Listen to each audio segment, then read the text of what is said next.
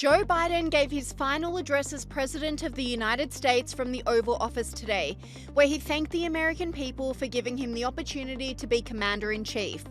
But it wasn't all sunshine and rainbows. The outgoing president gave some serious and stark warnings about the future of the United States. He suggested an oligarchy was forming, putting power into the hands of a very few wealthy people.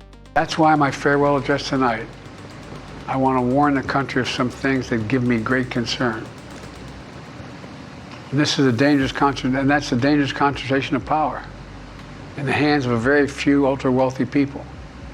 And the dangerous consequences if their abuse of power is left unchecked. Today, an oligarchy is taking shape in America of extreme wealth, power, and influence that literally threatens our entire democracy, our basic rights and freedoms, and a fair shot for everyone to get ahead. We see the consequences all across America, and we've seen it before, more than a century ago. But the American people stood up to the robber barons back then and busted the trusts. They didn't punish the wealthy. They just made the wealthy play by the rules everybody else had to. Commentators went wild at the accusation, pointing out the clear hypocrisy, with this person saying they're mad that Elon is playing the same game all their donors, Hollywood friends and media have played for the last 30 years. Joe Biden also took a shot at social media companies, claiming the free press is crumbling. And disinformation, enabling the abuse of power. The free press is crumbling. Editors are disappearing. Social media is giving up on fact-checking. The truth is smothered by lies, told for power and for profit.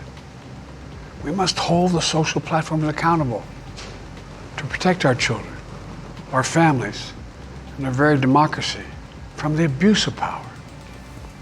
Meanwhile, artificial intelligence is the most consequential technology. The president also highlighted the threat of climate change and linked it to the Los Angeles wildfires.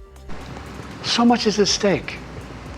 Right now, the existential threat of climate change has never been clearer. Just look across the country, from California to North Carolina. That's why I signed the most significant climate and clean energy law ever in the history of the world. And Biden once again used his address to take credit for the ceasefire deal between Israel and Hamas in Gaza, contrary to many saying the deal only happened because of Donald Trump's involvement. Speaking to you tonight from the Oval Office. Before I begin, let me speak to important news from earlier today. After 8 months of nonstop negotiation, by my administration, a ceasefire and a hostage deal has been reached by Israel and Hamas, the elements of which I laid out in great detail in May of this year. This plan was developed and negotiated by my team and will be largely implemented by the incoming administration. That's why I told my team to keep the incoming administration fully informed, because that's how it should be, working together as Americans. This will be my final address to you from the American people from the Oval Office, from this desk as president. This commentator said Joe Biden starts off his farewell speech by desperately trying to take credit for Trump's ceasefire deal. Absolutely nobody believes Biden made this happen just days before Trump takes office. This is the direct result of the Trump effect. Even Biden's own State Department admitted Trump was crucial to make the deal happen. Biden's trying to get away with one last lie, and everyone sees through it. Media reactions to the farewell address were expected, judging by Biden's dismal approval ratings. Fox News alert, that was Joe Biden giving a farewell address to the American people, although the American people bid Biden farewell quite some time ago, specifically the Democrats who staged a coup against him, and now he's leaving as one of the most unpopular presidents of all time.